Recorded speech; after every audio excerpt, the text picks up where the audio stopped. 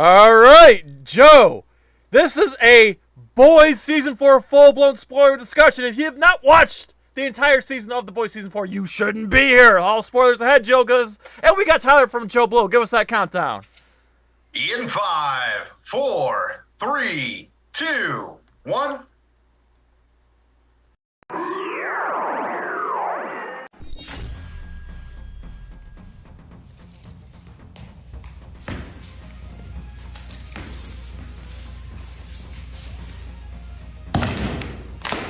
Get over here!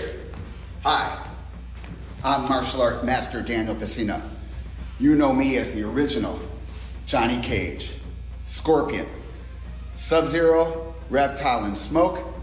You are tuning in to NerdCage Live on YouTube, Twitter, Twitch. Don't miss an episode or you'll get caged. So let's finish him. This is Anthony Marquez, better known as Kung Lao for Mortal Kombat. Make sure to like and subscribe to NerdCage Live. Be there. Us. Hey everybody, this is Dave Niebor from Dog Eat Dog, and you're watching NerdCage Live.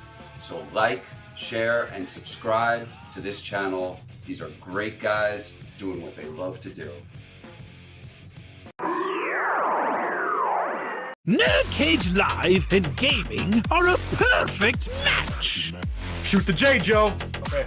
Shoot it! All right. Over on NerdCage Live on Twitch, Jay and Joe go live. Call me Bazooka Joe. It's all about you. Kaboom! Playing both old school and new school games every Tuesday night.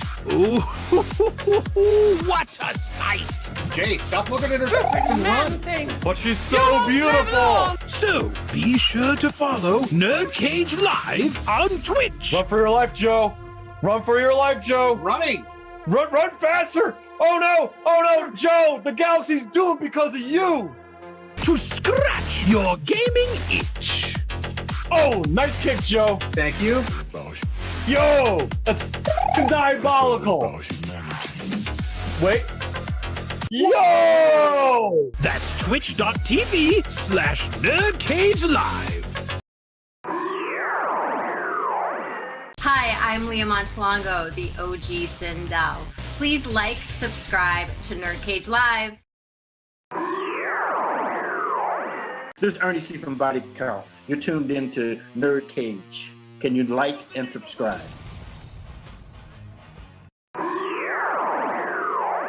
Hey guys, it's the original Shao Kahn, Brian Glenn, and I'd like you to subscribe to NerdCage Live.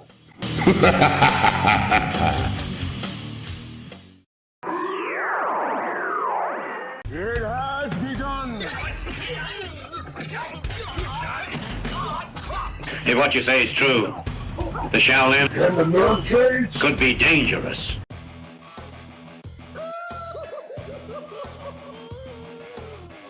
Greetings, citizens. You're now trapped in a NerdCage. We hope you have a smashing good time.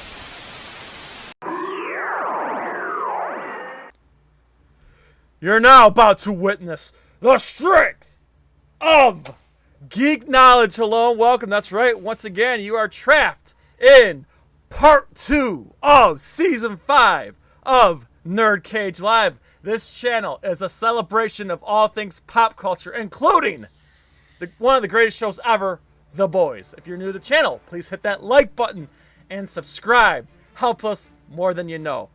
And of course, I'm your co-host, Jay St. G, certified geek 7 days a week, coming to you live from yours truly, the land of the orange, the land of Tom Cruise, the land of Anthrax, the land of Earth Crisis of Syracuse, New York. And of course, as always, that's our moderator and trollhammer, stronger than a DK Bland Slammer. You can't stop it, you can't crop it, you can't top it like a B-52 bomber. He's gonna drop it. Joe of FallenOne Gaming, please introduce our special guest. Yes, tonight, back again on High Demand. It's Tyler Nichols from JoBLo and Needlessly Nostalgic. How you doing, sir? I am doing wonderful. I'm ready to talk the boys with you fellas. Should be a fun one. Excellent. And Joe, before we go any further, who do we got in the chat tonight? In the chat tonight, we have Tavia Smolka and Artara11. Well, thank you very much for everybody being here. Real quick, Joe, if you haven't already, check out our latest live stream and podcast with Doc Coyle. Yes, our mid-season finale of NerdCage Live with Doc Coyle of God Forbid, Bad Wolves, and the X-Man podcast. And we got some clips available if you want to check those out too. And then, Joe, tomorrow night on Twitch. Yes, tomorrow night will be more Halo 2. And we'll do a specialty late Wednesday night. Yes, a midnight stream of South Park: The Stick of Truth. And of course, Joe, a week from tonight. Yes, we will be doing our electrifying show of the spoiler discussion for Deadpool and Wolverine. Yes. And of course, if you haven't already, please, oh please, get yourself a NerdCage Live t-shirt like this one right here. We have so many designs available. Our TeePublic is located in the description of every video and across all social media. They come in any size, any color, whether you're a skinny booty call or a fat fuck, big or small. We love them all. We also have magnets, tote bags. Hell, I haven't put it up yet, but we're going to have hats pretty soon. So please check it out. You're going to love the way you look. I guarantee it. And, yes, and speaking of social media. If you want to get us on Twitter or Instagram, both handles are @nerd_cage. Our link to our Discord is in the description. Become a member there as well. And our Facebook discussion group, that is NerdCage Nation. We love everything you guys put up there. No spoilers, no politics, and for God's sakes, keep it civil. Absolutely. All right. So yeah, we're here to talk the boys real quick, but of course, obviously, we have a guest on our panel here. So here's what we'll do. We'll go around in a quick little circle here, give our general thoughts. And we'll start with Tyler. But Tyler, before you give your general thoughts on overall on season 4 of The Boys, please, if people are not familiar with you, tell everybody what you do, what your podcast is, and all that good stuff. So yeah, I'm Tyler Nichols. I am a film journalist for JoBLo.com. I do interviews and edits, and also I'm a producer on there. Just mostly stick with the horror side, but I'm also into the superhero stuff. But then I also have a podcast called Needlessly Nostalgic. I host that with my good buddy Lance Valchek. We go through different franchises.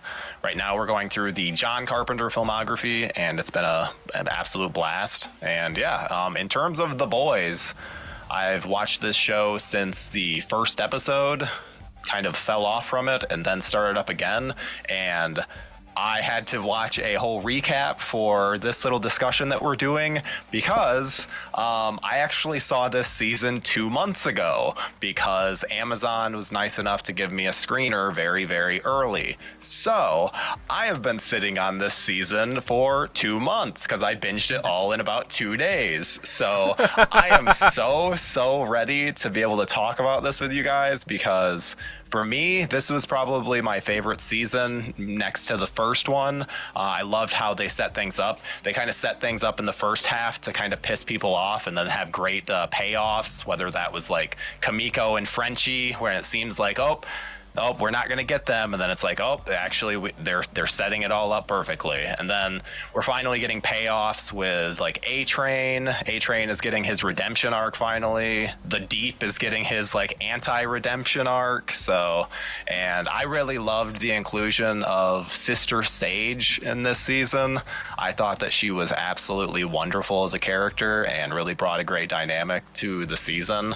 And I also really liked, she was kind of like, what was it? Stormbreaker? What was that once from season 2? Stormfront. It was kind of like a light version of Stormfront, a less Nazi version. So I enjoyed her. Especially there's some twists with her character that I was like, oh yes, that's 100% this person. So I don't know, I really liked it, and I'm really curious to talk with you guys about different elements of this season, because like because I would check in on like the boys subreddit every now and then. Yeah. And they were flipping their shit. Like when Frenchie started dating the guy, they were like, what the fuck? They were supposed to do Kamiko and Frenchie. And then I'm just sitting there going, just wait, just you wait.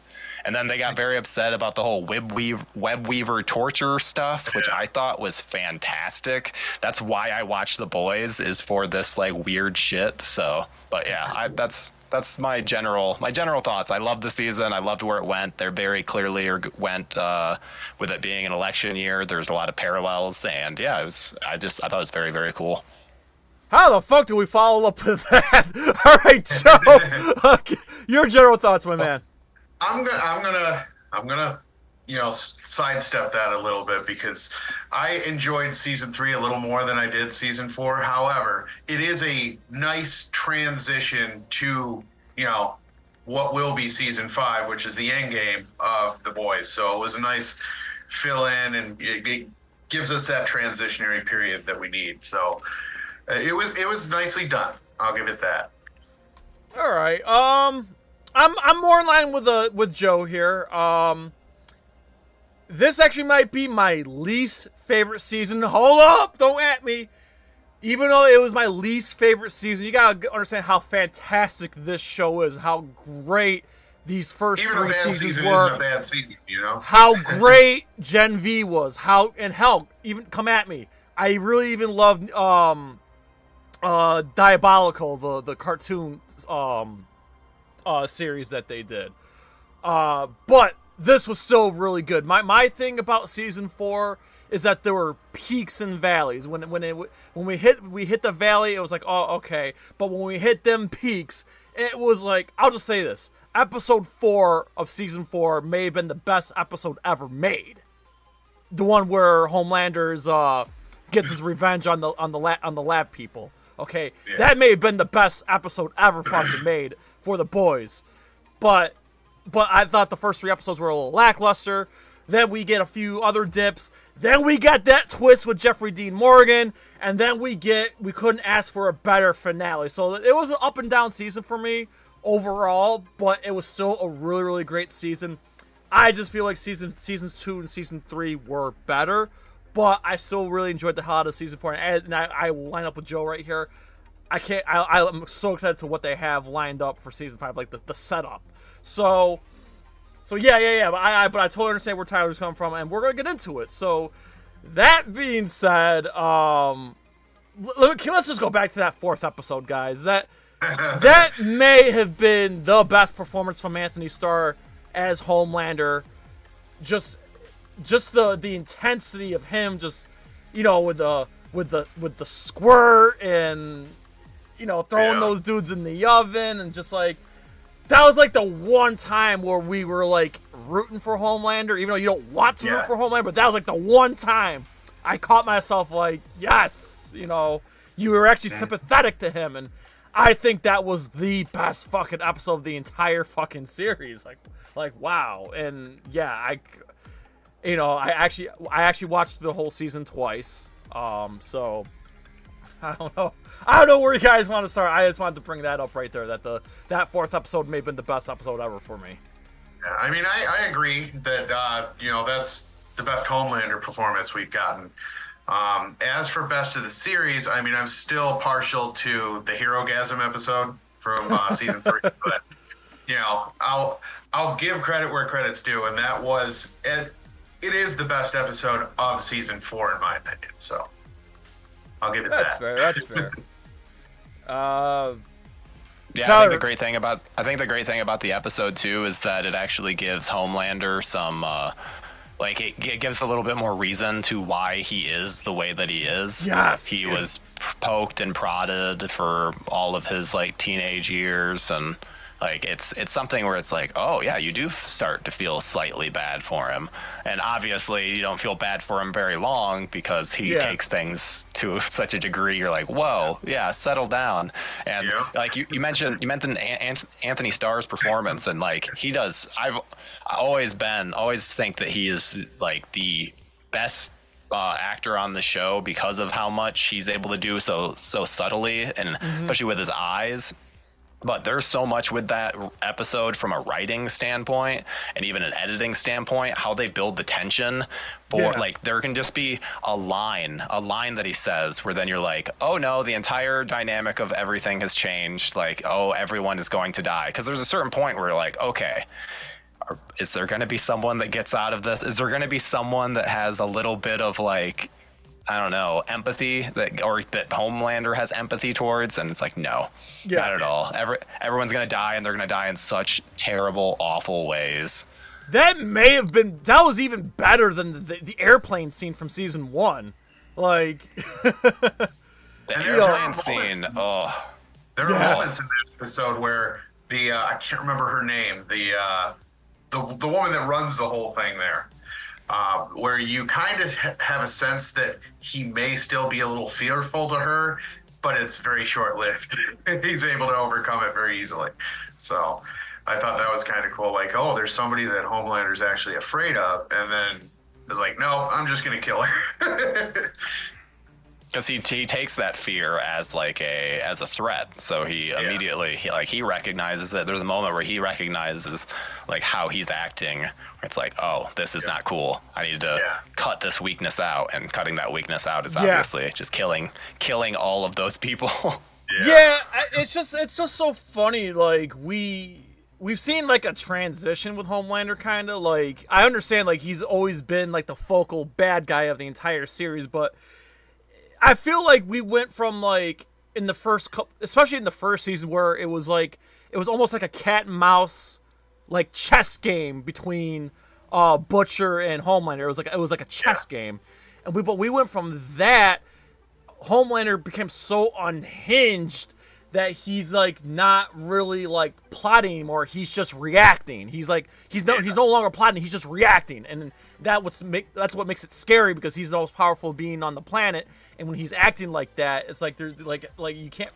The other characters and we can't prepare for it, you know. So it's actually a pretty cool transition that we went from this cat and mouse chess game to like just like, oh, what the fuck's gonna happen next? He's unhinged.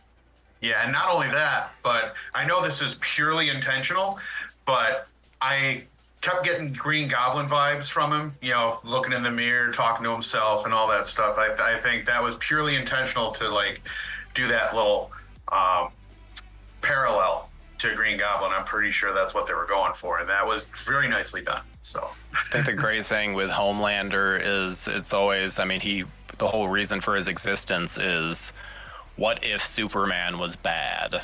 Yeah. And there's so much with like, we see little bits of it in like Batman v Superman with the nightmare world. Yes. It's like, yeah, if Superman goes bad, the world is fucked. So even Richard Donner Homelander touched on that in some of the old Christopher Reeves stuff. So it's been explored, but you know, this is like a different take on it. So that was kind of cool.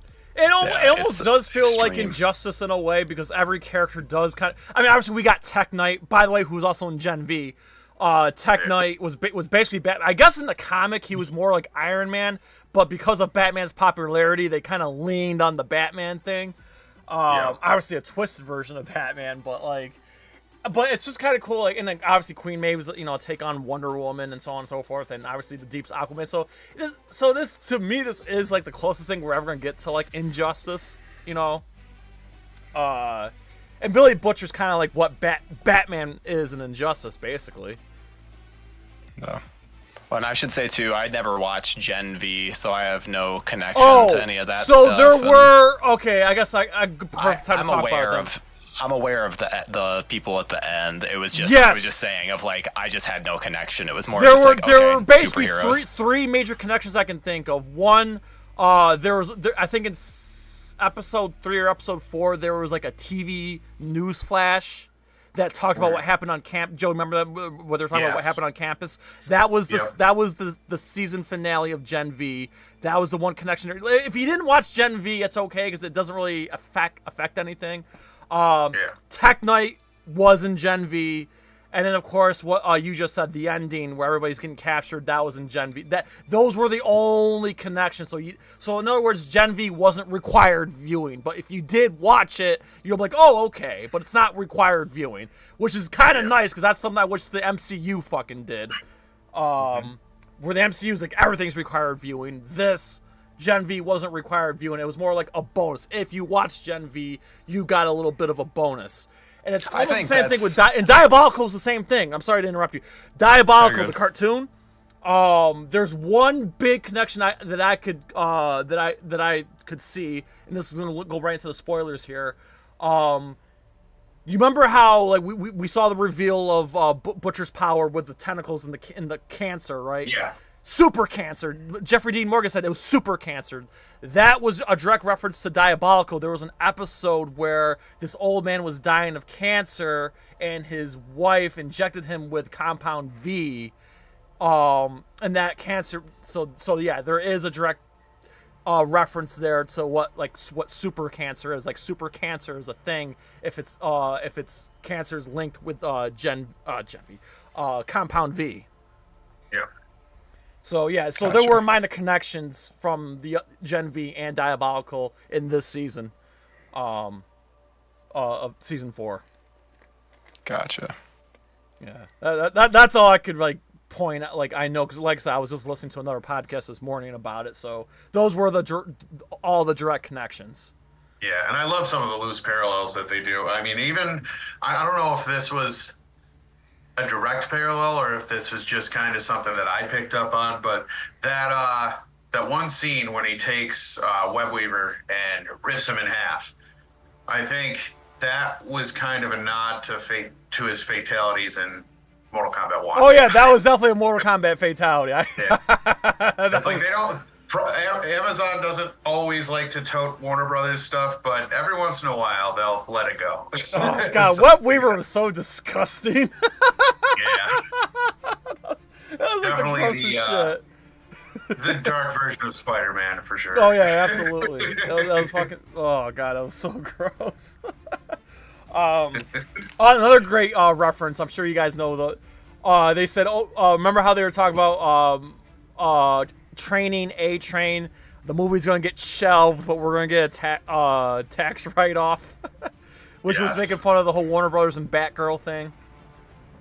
Yeah. That was. Yeah. That was funny funny just say as that hell. Will Ferrell being in this was kind of a surprise for me. I wasn't too surprised just because, Seth Rogen's a producer and he likes to like bring in, cameos and big names as much as possible and whatnot.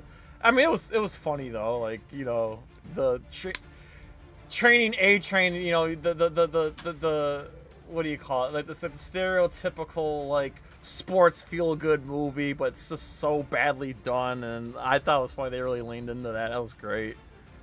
Yeah, A-Train is like finally getting that redemption arc that has been teased for pretty much the whole show, so that's awesome. So, okay, that's another thing. I'm glad you brought it up. Like, are we going to see A-Train again? Because, like, he took off. I mean, do you think he turns up in season 5, or do you think he's going to disappear like I think Dave he'll did? have to turn up in season 5. Yeah, absolutely, he'll turn up. They didn't kill him off.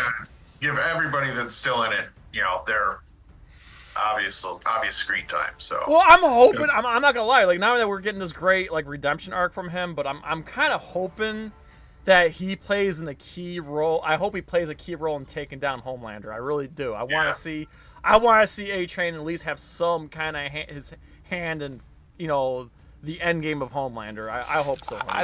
I think it's going to be a domino effect where it's like key things happen to help it like to get to a point where, because I assume it's either going to be I assume we're going to get Billy versus Huey, and then we're going to get Homelander versus Ryan in the finales of like the show. So it's like whatever we can set, however we get to those points. I'm curious as to where we honestly, I don't know if this is a spoiler. The creator has said that's what they're doing. Like that's how those are the two matchups at the end of the show. I think that's been the case since like season 2. So it's like I'm now that they're slowly starting, all the pieces are starting to get in place for that, because now there is just the season 5. They're gonna have to do a lot of episodes. There are a lot of stuff in the 10 episodes, 8 episodes. 8. Yeah. I'm not gonna lie. I wouldn't be mad if season 5 is less than 8 episodes. I won't be mad, honestly. Yeah. And I'm sure it'll be 8, but I'm just saying if it happens to be less and they just hammer this shit out, I won't be mad. But I think we're gonna probably have to wait 2 years. I'm sure we're gonna get another season of Gen V before we get the final season of The Boys. I think they're gonna draw this out. I think it's gonna be another 2 years before we get it.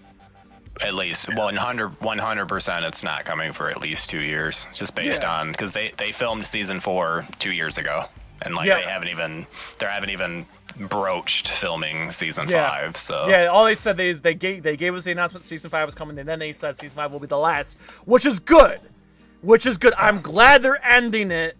Like they can't drag this show on too long. Like Breaking Bad was like a perfect show, even after Gus was killed. Breaking Bad was a perfect show, and it went 6 seasons.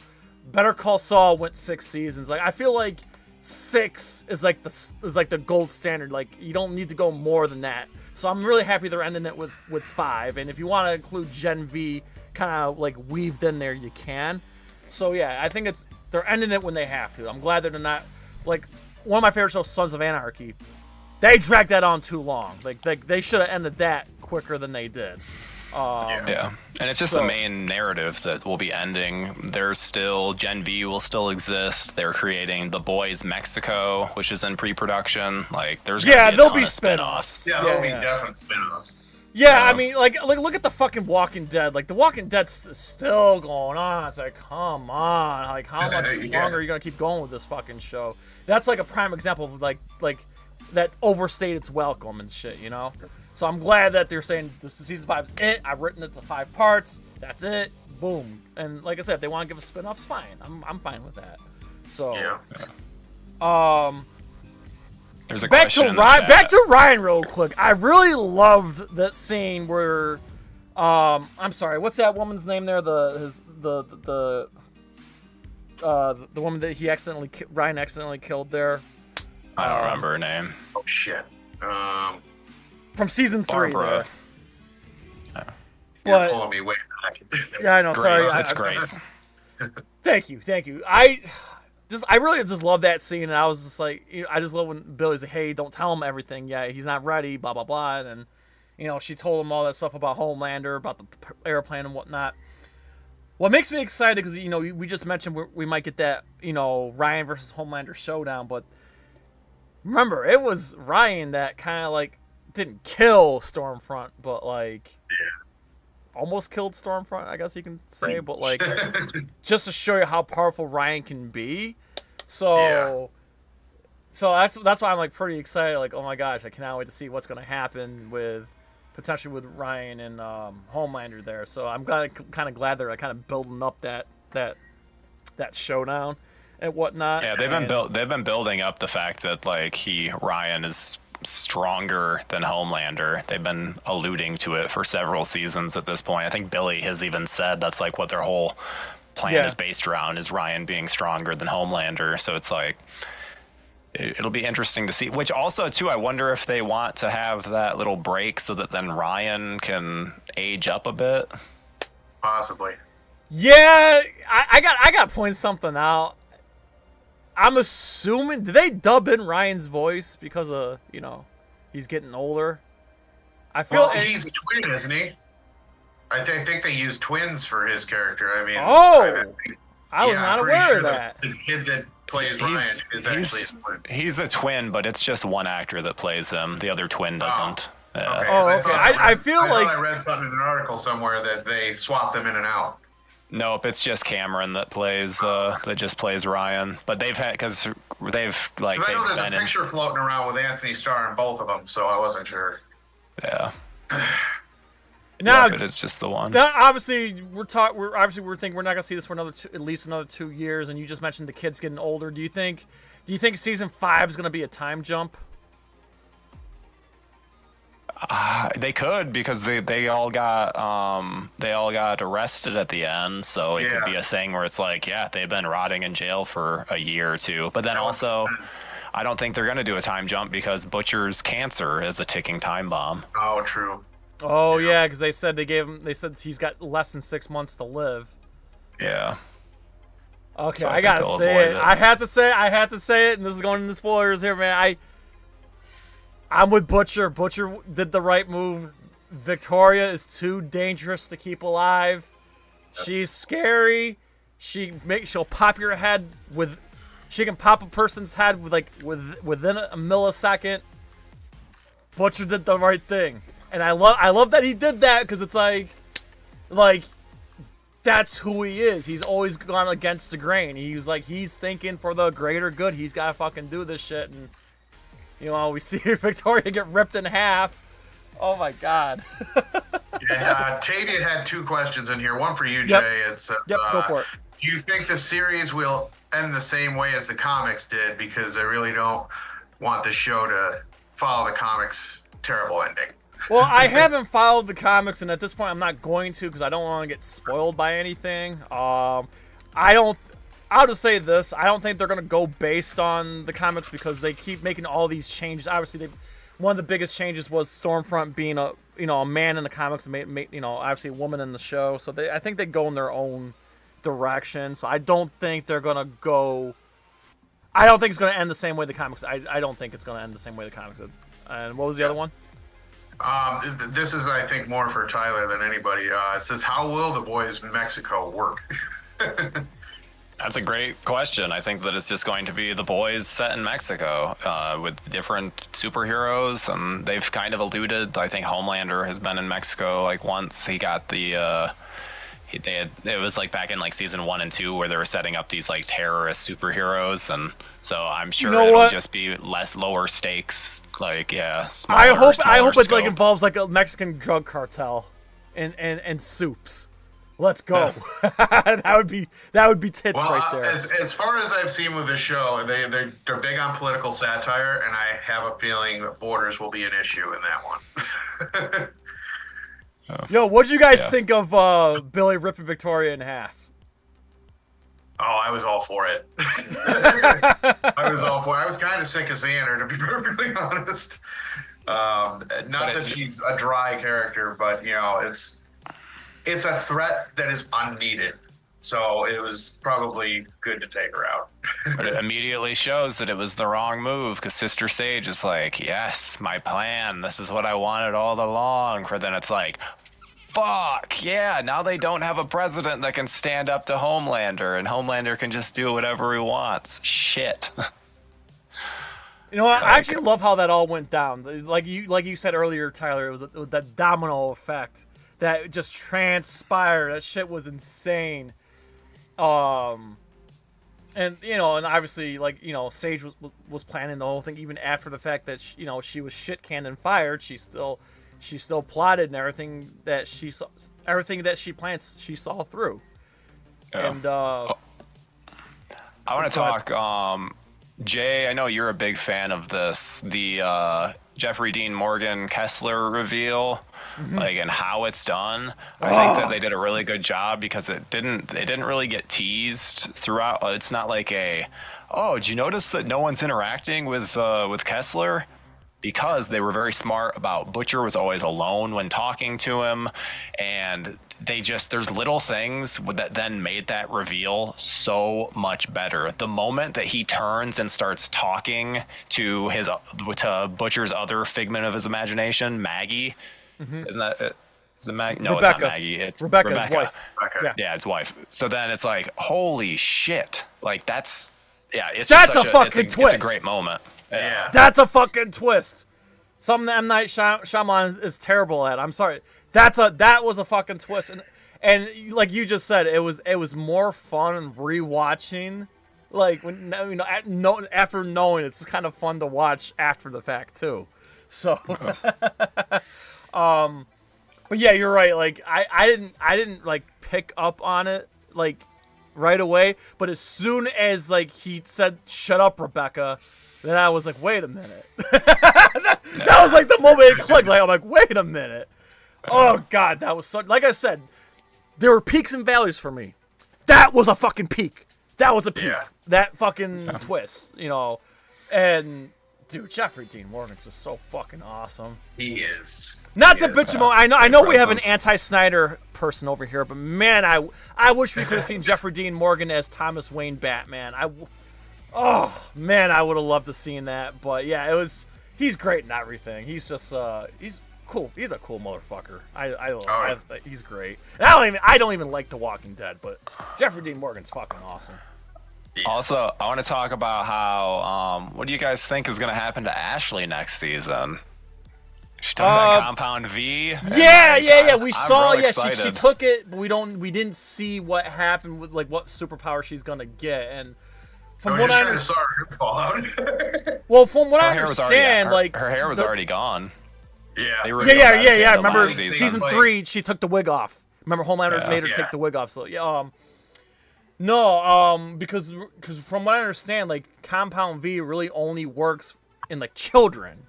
Like it's made for children, not adults, and it's got a different effect on adults than it does like, you know, kids and whatnot. Obviously we saw it with Simon Pegg, you know, Huey's father. You know, that was. I'm sorry, that was Huey deserves some shit for that. Like, but anyway, I'm sorry, I'm getting off topic. But yeah, it wasn't Huey that did it. It was his mom. I know, but he did have A-Train go get the V and so on and so forth, and you know he does. He wasn't gonna go through with it. It was his mom that went through with it. Hey, if I pick up heroin and I don't do it, then go me. Then I but the thing is, you set it in motion though. Like I mean, I'm just saying, him and his mom deserve some kind of responsibility for all those people fucking dying in the hospital, but. You know what? Another thing, I was listening to another podcast that they're pointing out, like, all the bad things, like, everybody in The Boys have done something bad along the way, and they're kind of they're finally paying the consequences by, you know, getting arrested and shit, because they've all done horrible things, even though everyone likes to point out Billy Butcher's done the most horrible things, but everybody's done something horrible at this point.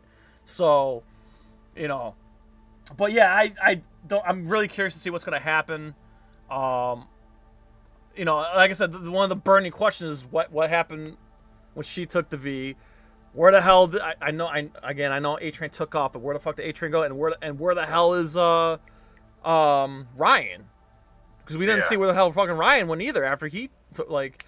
So we got like 3 burning questions. What the fuck, you know, in season 5 they left some big fucking questions. Well, we have 4, but I'm gonna leave the 4th one for the end here. Yeah. Oh, Jesus, just spilled my green tea on myself.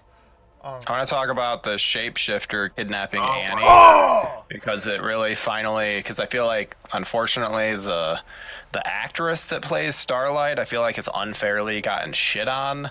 And I feel like this, with the shapeshifter, finally allows her to, you know, stretch her acting muscles a bit. And it kind of proves that, no, Annie/Starlight is just a fucking boring character. She can do a lot, just like... that scene where she was playing both the shifter and Annie being captured. That was great. Yeah, that was great. Fantastic. And she's just like fucking shitting on her about her passing or whatever. I'm sorry, and I'm glad you brought it up. I was so fucking pissed off at that, and I mentioned it in my rapid review. I was so motherfucking pissed off at Annie. Like, why are you getting mad at Huey for fucking the shapeshifter? Like, fuck you. Fuck you. That was you. Like, what the fuck, dude? She's fucking shitting on this dude. That was so unfair. As a guy, I was so fucking pissed off. Like, how the fuck was he supposed to know? He's fucking your fucking shapeshifter. And even down to the freckle. But also, as a guy, I mean, I've had a girl get mad at me for cheating on her in a dream. So, like, you never know. That's not cheating. That don't count. It's not. Just like I'm just saying that pissed me off. Like, what the fuck, dude? She like that. Like give the man a break, dude. Like, That was so Intentionally. wrong. I know the internet is kind of heavily influenced in both ways by this, and I have a feeling that that was more of a poke at, you know, the internet jokes that you have where there's two twins and the guy goes in and slaps the wrong girl's ass, you know, and you find out it's his twin sister and the girl gets pissed off. I think that was kind of a parallel there with it. I think it was a joke. I don't think it was meant to be like her actual anger. As someone who's dated a woman with a twin before more than once, all I can say is you fucking know the difference. But when there's a shapeshifter, like there is, and she had that's what's crazy. She had the ability, like the psychic ability. She like touched her head and was able to like, you know, get all her thoughts and whatever. So like, not only that she could shift, but she knew everything because she had psychic ability too. By the way, how about all the ripping of the skin? That was fucking nice gnarly. That was gnarly. Like, you know, I live in the world where I play Mortal Kombat, Shang Tsung can just shift, you know. But no, to rip the fucking skin off, like that was... I like too, that almost implies that like the amount of energy that's needed for that character to shapeshift. It's not like they're just like able to do it on the fly. So it's like they have to build it on like beneath their current skin. So like I feel like that's a cool element, because then eventually it's like, well, you don't have any more materials to build from, so you got to recharge. Yeah. And another thing too, I'm not no conspiracy dude, okay, but obviously I got friends who are, but obviously, you know, the whole lizard people and the sideways blinking. Yeah. I thought that was a funny touch that the shifter, like when she blinked, like she. That actually brought me back to kind of like the original Men in Black, you know, when he blinks and it's skulls. That's kind of what it's made me think of. I just thought it was funny. Like I was like, oh wow, I think Kripke's really leaning on making, laughing at conspiracy theorists and whatnot. And but no, there's no. I've heard, like, I got friends who like, oh my god, there's lizard people in the government that can shift, and you know, look at this video, that person shifted, look at that person blink. Like, again, I'm not one of those people, but I have friends that are. So I thought that the fact that they brought that element in to me was very amusing. And Joe, we got another question from Tava. He says, speaking of Gen V and the boys connection, how do you think the Gen V cast will interact with the main cast? I think we'll get cameos. Like I said, we saw home. Well, I know Tyler hasn't watched it, but Homelander shows up at the end of Gen V at the very, very, very end. I think we're gonna get stuff like that where we're gonna get like random members of the boys, kind of like in the MCU. Like, you know how like sometimes a random Avenger will show up in an MCU movie. I think it's gonna be like that. Like I think we'll see either like the Deep or A-Train, hell, even or maybe, you know, Sister Sage. Somebody will show up in Gen V season 2. Like I think we're gonna get these, you know, these not I would call cameos, but appearances from, you know, these from the 7 visiting campus or the laboratory or whatever. I think we're gonna get some of that. So I think that's what they're gonna keep doing. I think we're gonna see. I don't think we're gonna see Gen V show up in the last season of The Boys, but I do think characters from The Boys in the 7 will show up in Gen V. I think that's how it's gonna be. Gotcha. I don't have anything to say because I didn't see Gen V, so. yeah. Like I said, the only Homelander shows up at the very, very end. It was a great ending too. Also, just to point out, man, Patrick Schwarzenegger, holy shit, does he look exactly like his dad from Terminator 1? It is when you look at his face, you know who his dad is. It's so crazy to see how, like, he won the genetic lottery. He looks exactly like his fucking dad. It's incredible. Not to mention, I love Clancy Brown. I'm a huge Highlander fan.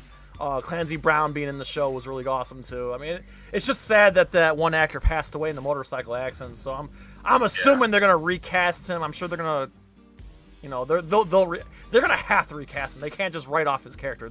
He's gonna have to be recasted. But yeah, but Tyler, when you watch Gen V, if you get the chance to watch Gen V. They already said what they're doing. They had announced it shortly after. They are not replacing him. They're writing him off of the show. Oh, really? Okay. But he was such the thing is, he was such an integral part of the show. Like, how the fuck do you just write him off or whatever? No. I mean, it's not my department, but I'm sure they have a plan.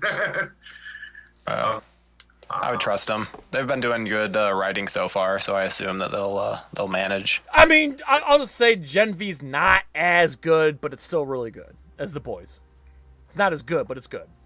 My opinion. It's definitely worth the watch. I know, Tyler, you're a busy man. You run a fantastic podcast, Needlessly Nostalgic. Be sure to check out on all podcast platforms. And, of course, you do your thing on JoBLo, so I know you're a very busy man. So if you do get the chance to check out Gen V, I recommend I recommend it. I think you'll like it.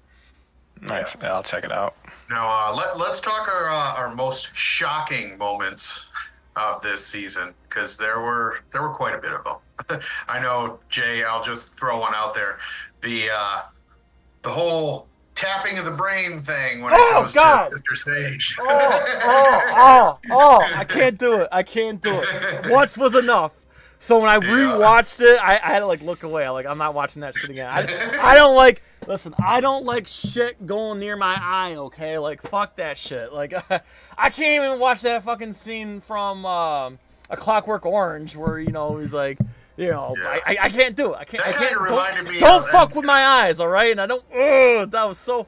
To bring it to the world of gaming, that kind of reminded me of the whole Dead Space thing when they're putting the needle right into the pupil of the eye. It was almost the same type of feeling that I got.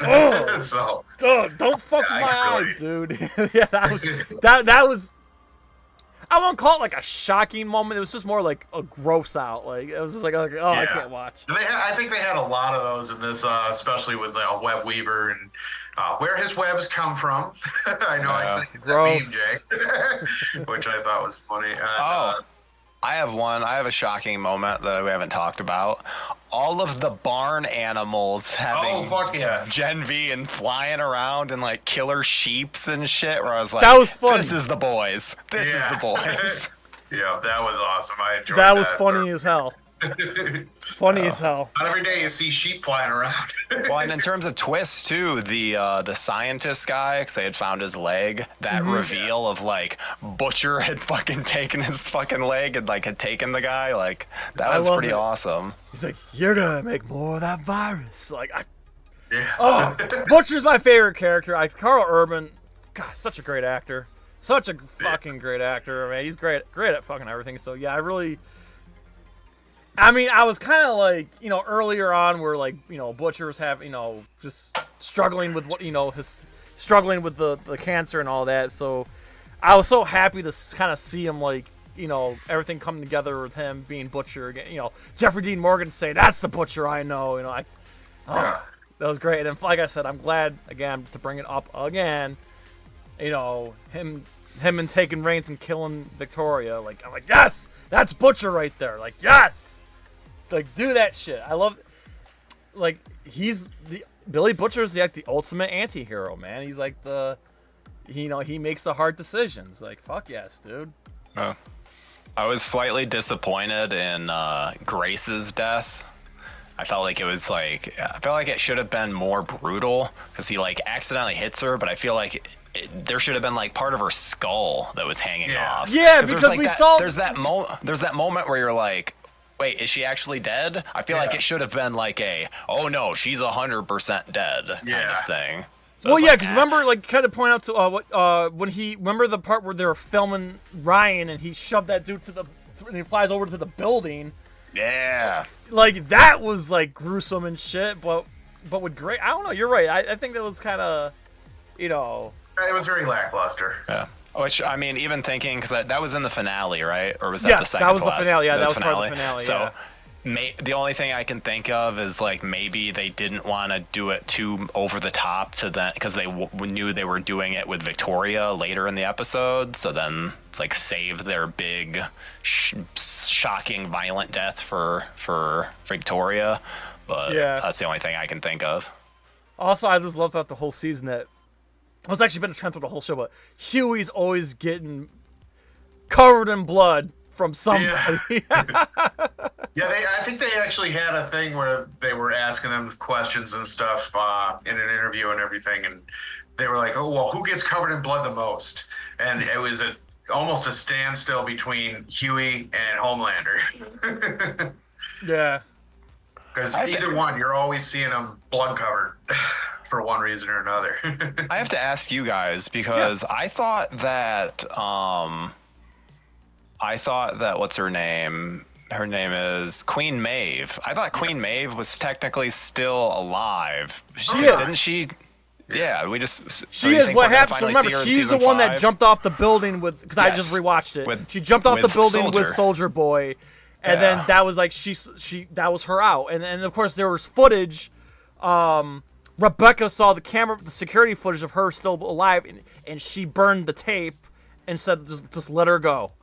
Also, I guess I'll bring it up. Dominique, I can't remember her name, but Dominique, the one that plays Queen Maeve, she quit acting because Anthony Starr treated her like trash. So yeah, what? So we're not getting her in season 5. Yeah, that's what I was gonna say. She's not coming back. Like she's done with acting because of Anthony Starr, and it's a damn shame because not only that she's really attractive, but like I actually really like that character. I was kind of hoping. I mean, I'm granted you could kind of argue like, okay, her story's been told, but I was kind of hoping that she would come back for season 5. You know, just to be like take part in like taking down Homelander. Yeah. So yeah, that's disappointing. Yeah, I know. I just a couple things that I don't think are going to happen, but I would love to see happen is now that Queen Maeve is out, and these have direct parallels to the mainstream superhero movies and stuff. Just once, I'd like to see maybe a short cameo where you see like Gal Gadot somewhere or something, just to kind of poke it. Yeah, this is kind of technically the same universe, just to kind of throw that in there, just to make people think. And the other thing that I wasn't going to bring up till the end, but this is kind of a good segue, is I know Queen Maeve is out, but I think that's why we got this mid-credit scene bringing Soldier Boy back. Yes. I was so happy because I've been Joe. You've been hearing me bitch and moan this whole time. Tyler, I definitely want to hear your take on it because I know you loved this season the most. But my problem with one of my main gripes with this season is this season lacked a Stormfront, a Soldier Boy, like a threat, like besides Homelander, like the show's lacking like a threat. I always thought that Sage and Firecracker were not like threats. So I am just so happy Soldier Boy's coming back. It made me so. I jumped out of my couch, bro. I jumped out of my couch. I'm like, yes. Like, thank you. Like, we need that other character. Not to mention we just spent an entire season watching about why Sister Sage is the biggest threat. But she doesn't present. She doesn't present that danger. That Soldier Boy and Stormfront could kill you with a blink of an eye. Sage cannot. Neither can Firecracker. Like, that's what this season was lacking. Like another an ultimate threat. You know what I'm saying? Yeah. Like that's what I mean by like a threat, like a danger, an immediate danger. Someone scary. That this season was lacking. I would argue Sister Sage is more terrifying than a Soldier Boy. Because she can fucking take out democracy. Like, it seems like you want like big physical violence as your big bad. Where it's like I find someone that's mentally powerful to be so much more terrifying. Like so much more. Like she literally, there was like the whole season was all of these like domino effect things happening that she planned for every single one of them. Like. That's a level of maniacal and a level of just evil that I can't even fathom. Like I'm blown away by that. I think she's terrifying. No, I hear where you're coming from. Like I said, this is why NerdCage Live. This is not a jerk off circle. This is NerdCage Live. We gotta have different opinions here. I think now that Ashley has taken Gen V and she's kind of got that Lex Luthor look, I almost think that she's gonna get a little smarter herself, and I think it's gonna be Sage versus Ashley at some point. win a mental battle. No, refresh my memory. When she took the V, was her head bubbling or no? That's what it looked like, yeah. Okay. So I was thinking maybe her brain was growing. You know, maybe she's getting a sage-esque power. I think they're setting up for Ashley versus the Deep. They've had a lot of interactions between them. Because as soon as she took the compound V, I was like, oh, that's why they've been building up with her in the Deep. Okay. Yeah. I thought they were going to try and... I didn't know what they were doing with that. 'Cause like, are they going to do a weird romance angle? Which also, the Deep killed his octopus girlfriend. Yeah. That was... And he's feeling bad about it now. But, Tanya has a few questions in here that kind of relate. One is, do you think Butcher will kill Ryan in Season 5? He says, because I'm curious on, will Butcher use the virus to commit genocide? No, I think... Here's the thing that's interesting is this season Ryan was kind of teetering. One moment he was teetering towards Homelander, and another moment he was teetering towards Butcher. He's been kind of like teetering on both sides. Obviously he's a conflicted character. I think ultimately he's gonna go with Butcher, just because I think the big reveal was the photograph. Like when Homelander saw the photograph and he lost his fucking mind. I think that tells me that's where his heart is. I just think like when Grace revealed Homelander to Ryan and he freaked out, I mean, obviously that was a natural reaction. Finding out that your father raped your mother is rough. No, I mean, how the hell do you expect him to react? But I still think his heart is with Butcher, because I think Butcher is like the closest thing to what his mother was. Now hear me out here. I think that I don't think he's gonna go with either one. I think he's going to see the wrong in both, because he wants to be the actual hero. He doesn't want to be this carbon copy 7 type stuff. He just wants to be a hero at the end of the day. And I think he's going to have enough of his real father. He's going to have enough of Homelander. I hope he takes him out. Personally, I would like to see a father or a son take out the father. And then kind of look over at Butcher and go, you're no better than he is. And just go, I'm siding with my mother on this one. I'm going to be the hero, and whoever's in my way is gone. You know? And I'm hoping it's Ryan versus Homelander. All right, give me that other question, because I'm excited to answer this one. I'm chomping at the bit for this one. I know. It says, do you think Soldier Boy will kill Homelander and team up with him?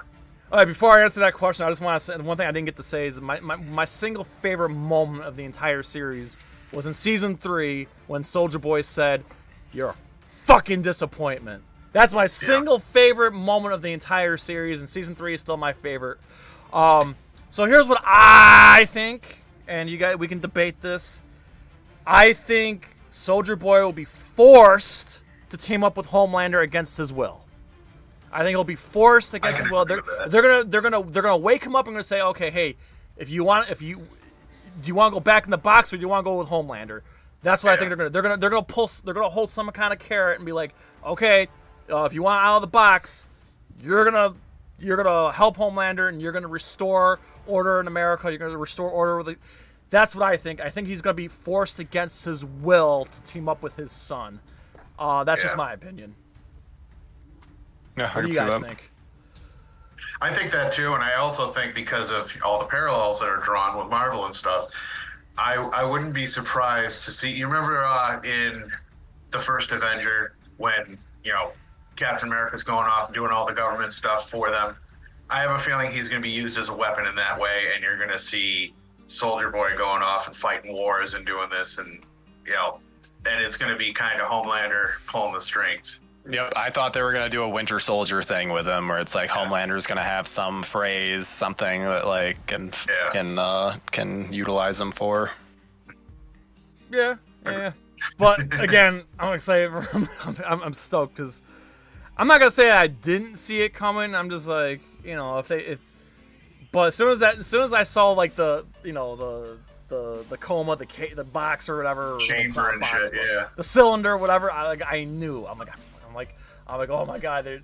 I was like, oh my god, my prayers were answered. I was like, this show needs another threat, So I've been clamoring for. So it's all gonna come in Season 5. Like, thank you.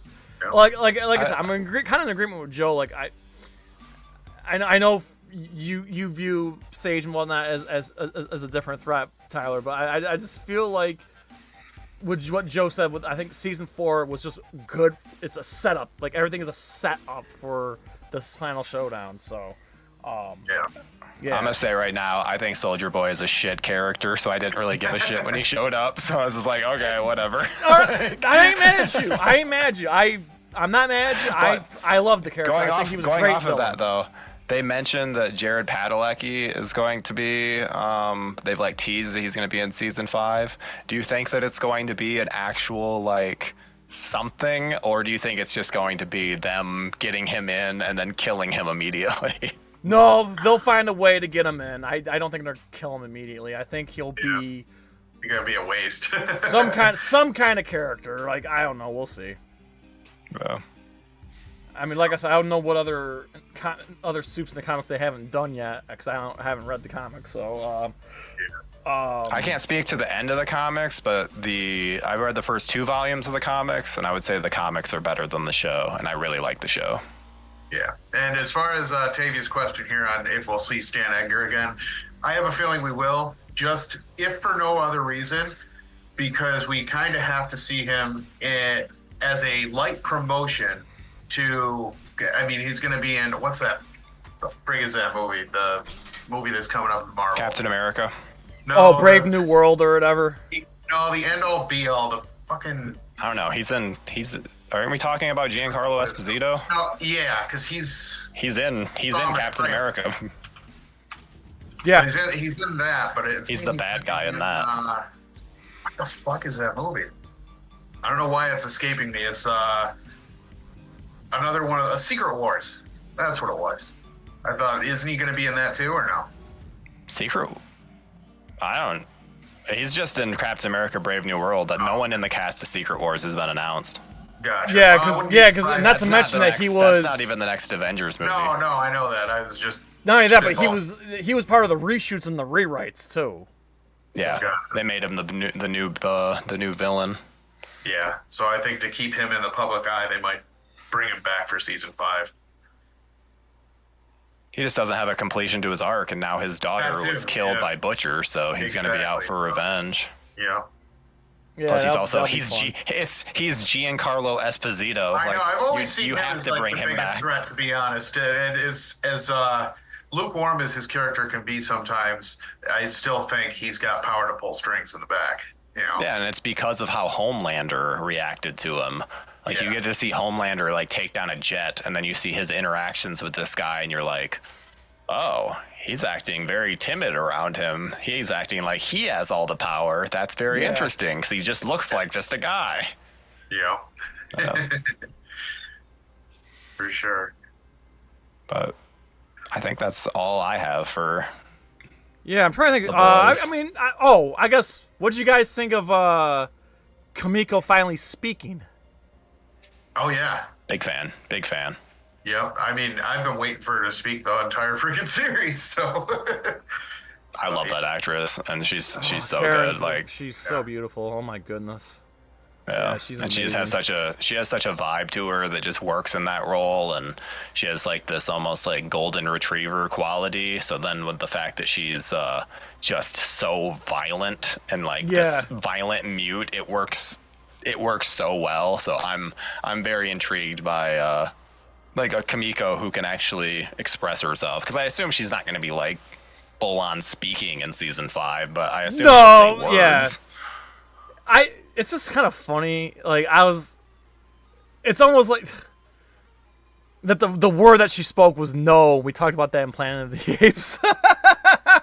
like the first word that the ape spoke was no, and she's screaming no. But not only that, also like I just want to point out to like Karen Fukuhara, like she's generally a cool person too. Like her YouTube channel, like her videos and her interviews, she's awesome. Like she's a YouTube channel. I followed her on Oh Instagram. my God. I didn't realize she had a YouTube channel. channel. She's got a YouTube channel.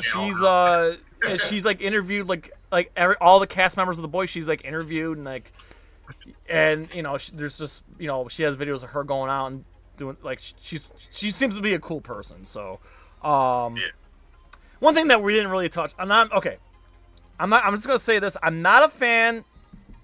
Okay, let me finish. Don't at me. Let me just finish what I'm gonna say. But I wasn't a fan of how Frenchie was portrayed this season. Before you at me, it's not so much like he. It wasn't so much like he, was with another guy. It was just like I didn't like the fact that he was like not only that he left Kamiko for a guy, but like he was a fucking junkie. Like they let like his junkie side get to him and this and that. I didn't like the way he was portrayed this season. Like I didn't like that he was like basically being a shit. Like he was basically being shitty. Like he was depressed. He was like strung out. He was like I was like I didn't like they did that to him. They finally gave him some layers. He was finally interesting. They did a little more. He's not just like the Frenchie, the guy that does these silly things and he has a crush on Kamiko. It's like he actually has some pathos and like I know, but I just missed that charm, and... that relationship. I just thought that relationship was charming. I thought he had all those funny moments, and then it's just like it didn't work. It didn't work for me. I just didn't like how I didn't like how he was portrayed this season, but at least he was the integral part of the virus. I mean, obviously, we all saw that coming where, Kamiko got, that he, tried to... They we all saw that his coming. Character and weakened his arc. That's pretty much what Thank you. happened. I just wasn't a fan. I feel like they did him dirty. I disagree completely. That's just my... That's fine. That's just my opinion. Maybe it's because I'm for the character depth. It's just it's hard to root for him when you give him that negative depth. You don't give him, and there's almost you kind of have to look for a redeeming quality. Yeah, they made him a real human being versus just a paid person on the page. And the boys, come on. Because I would before season 4, I would say Frenchie was the worst character easily. He was just a caricature, and now finally in season 4 they gave him some meat. I was so happy that actor finally had more to do than just sit at a computer and then do some little line and or it's like he finally has something. He's not just putting together explosives and whatever. It just seems like I'm waiting for something for him now. I'm waiting for some sort of redemption arc for him now. Which is great because we've been waiting for redemption arcs for everyone else on the show, and now we finally get one for Frenchie. Because Frenchie, until this point, he's seemed like he's had his most. It seems like he's had his life together. It's he has that one girl that has shown up throughout, but even then, she's always like, "What the fuck are you doing? Why are you helping them out?" So it's we finally have this is why he's helping them out, because he has these demons. He's trying to correct these issues that he had. Big fan of that. Let me address some of Tavia's questions here. Yeah, that's a good one, because that's another one we didn't talk about yet. Do you think Victoria Newman's daughter will affect the story for season 5 or be in JoB? I don't know. So she wound up in that group home or whatever. So I don't know. I think we're getting more Stan. I think it's going to be more about Stan and not her father, not her daughter. That's just what I think. I don't know. We'll see. And then get that over, because that's not what we didn't talk about. Do you follow the comics at all or no? Yes, I do. I did not finish the. I didn't see where they ended. This will be for you then. I know what the comic. His question, he says, do you think the Black Noir twist from the comics will be adapted for the show? No, absolutely not. It will not be. No. Eric Kripke's already has addressed it, and he has said that twist is fucking stupid, and he will never touch it. For those who don't know, whoever's tuning in, whoever doesn't know, the twist is that Black Noir in the comic, it was a clone of Homelander. No, I don't think they're gonna do that. And I also want to address I'm sorry, I missed the old Black Noir, the one that didn't speak. Yeah. I thought there was something scary about him because he didn't speak and what his motives were. And now that we got this replacement Black Noir, it's less fun. So I think they kind of dropped the ball on that character a little bit. I can understand why they replaced him because no one knows who he is, so he was easily quote unquote replaceable. I just thought it was more fun in the first 3 seasons where we didn't know what he was, and and then of course we got that flashback with Soldier Boy. Like, that was fucking awesome. But now that we get this replacement one that falls asleep, gets murder boners and talks, he's less fun. It's less fun for me, and less the mystique is no longer there. So I thank you, Tavy. He's in agreement with me. So yeah, I think they dropped the bomb on that. But I did laugh when he's like, "I love you, Sage." Wait a sec, we're both fucking her? Like, that was funny. That gave me a good laugh. That was great. But other than that, I really don't like what they did with Noir this season. That's just my opinion. Yeah. I loved Noir this season. I feel like every time you're gonna be like, I hated this, and I'm like, dude, oh, it's I all love good. this. It's all good. We can agree, we can disagree, and still be friends. That's what I love about you. And you know what's funny? I'm going to add on to what I said earlier, and this is more Sage-oriented, is remember when I was saying that I think Ashley versus Sage, and you said it was going to be versus the Deep. Well, since the Deep and Sage are fucking, I have a feeling that Sage is going to jump in the middle of that and stop Ashley from whatever she's trying to do to the Deep, and then that will become Sage versus Ashley in that type of thing. My theory is that Sage and Starlight will show down, because Starlight's going to be pissed off about all of the abortion stuff that Sage put out into the public eye, but it'll be interesting to see what the pairings are and how they handle, because I would hope that they're smart about it, and they do like episode 2 of season 5 is like Starlight versus Sage, or like something where it's not just everything in the finale. It's like, we need characters dying throughout the season. Oh yeah, sure. Yeah. We need a full-fledged season. Kind of like a horror movie, Tyler. Like one by one they get picked off. Old school slasher shit. It brings it back to like the first season, because the first season, because of Huey's girlfriend getting killed in such a way, there's that unpredictability that then we haven't really had since season 1, because it's like all these characters are pretty well established and we know they're not going to get taken out, and where it's like finally season 5, it's the Game of Thrones effect, where it's like the first 2 seasons they killed off people, but then it got into this like thing where they just introduce people to then kill them off like any regular show, but with something. So then hopefully the Boys lands it better, where people are more satisfied with what happens, but I'm hoping it just gets drawn out. Okay. This will be a quick, fun little discussion before we can wrap it up here. We'll wrap it up here in a few minutes. I guess we can go to like 7:30. To wrap things up here, and I know Tavi's got one more question, but who do you think survives the end game? No one. No one? I mean, maybe Huey and like Starlight. I think Huey and Annie survive. I think Ryan survives. Yeah, I think Ryan survives too. I could see Ryan sacrificing himself for the good of the world. Of like, I don't want to be another Homelander. I have a feeling that all the soups are going to be taken out, and the only soup left is going to be Ryan, and he's going to be the actual hero rather than Carbon Copy. And the 7 will be gone.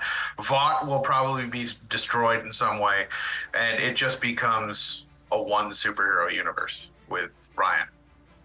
So you guys think we're going to get a happy ending? I'm convinced we're not going to get a happy ending. I'm not sure. I'm on the fence with, because the way the show's been, you would think there'd be a tragic ending, but it would be quite a twist to throw a happy ending at the end. I mean, I'm sure there'll be tragedy along the way, but that will be one bright light that survives. I think.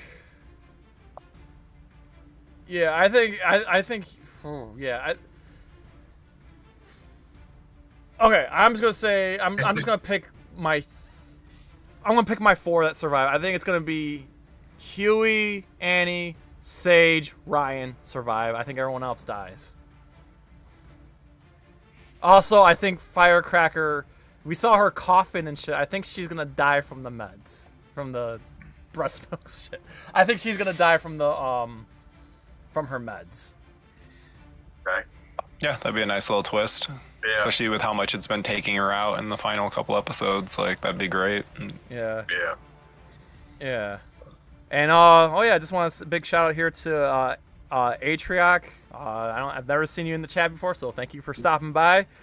Joe, want to get that question real quick? Yeah, he says, do you have any ideas on why they just killed off the original Noir? I think doesn't he get killed off in the comics? I don't follow the comics, so it could be possible. I didn't get to that part in the comics, so I'm not sure. I would say the reason that they killed him off was so that then there was not people expecting the big clone twist. Yeah. Just nip that in the bud of like, nope, that's not what we're doing here. This is a whole different person. Yeah. Yeah. Because then they added the whole like the soldier boy and Black Noir being flashback. Yeah. Being whatever soldiers together. Yeah. Yeah. Yeah, the original like 7. Well, I should say 7, but before the modern 7, it was them. Yeah. And then these two last questions here. Yep. Tavia says, speaking of Sage, how do you think the boys will take her and Homelander down? I think Sage survives. I think since she's the smartest person in the world, that's why I don't think she's gonna die. Homelander, I think it's gonna be Billy. I think Billy and Ryan are gonna be the ones that ultimately take him down. That's just my opinion. I'm just kind of taking a wild guess. How do you think Firecracker will die in season 5? The Meds. The Meds. Oh, okay, we just touched on that. Yeah. I think it's gonna be the Meds. I don't know. That's all, guys. Is there anything else, guys, that any hopes and fears for season 5, or anything else, that any other character we didn't touch upon? Because I think we covered a lot of good ground here. Are you guys just ready to give our closing, our final rating, and and then we can plug everything? Or what, Joe? You got anything else?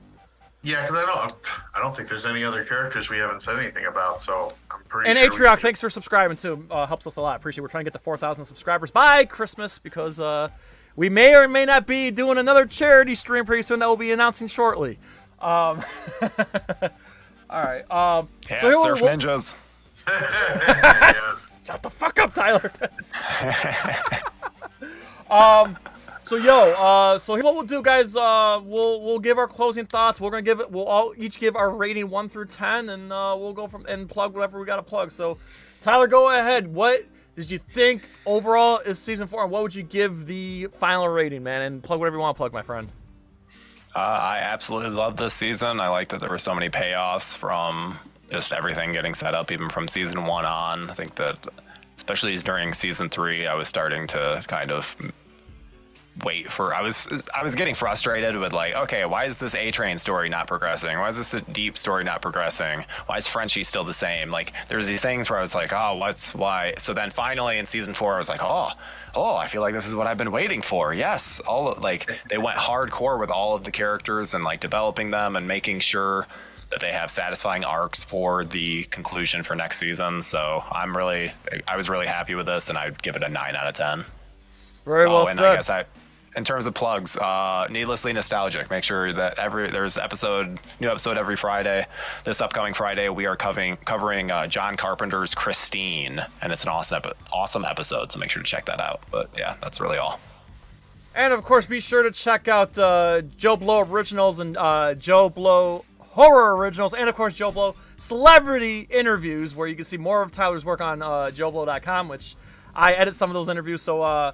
But yeah, definitely check out Tyler's work, and definitely check out Needlessly Nostalgic. It's a great listen to hear him and Lance go back and forth about movies and whatnot. So if you're a fan of movies and if you're a cinema snob, I definitely think you should check out Needlessly Nostalgic. All right, Joe, your thoughts 1 through 10 on season 4 and whatever else you want to spill. Yeah, so like I said, I think this is a great transitionary period into what will be season 5, and it had its ups and downs. I overall enjoyed it, and I think I'd give it probably an 8.5. I'll give it. because I mean, there were some nitpicks here and there, but overall, I think they did a very good job. All right, Joe, and let's let them know about our latest shows. So our show with Doc. Yes, our mid-season finale show with Doc Coyle of God Forbid, Bad Wolves, and the X-Men podcast. And the podcast version is available on all podcast platforms. And check out the live stream clips as well if you don't want to sit through a whole hour. But we made clips, and we also made the audio version. And Joe, tomorrow on Twitch. Yes, more Halo 2. And then late Wednesday on Twitch. Yes, midnight stream of more South Park: The Stick of Truth. And a week from tonight, Joe.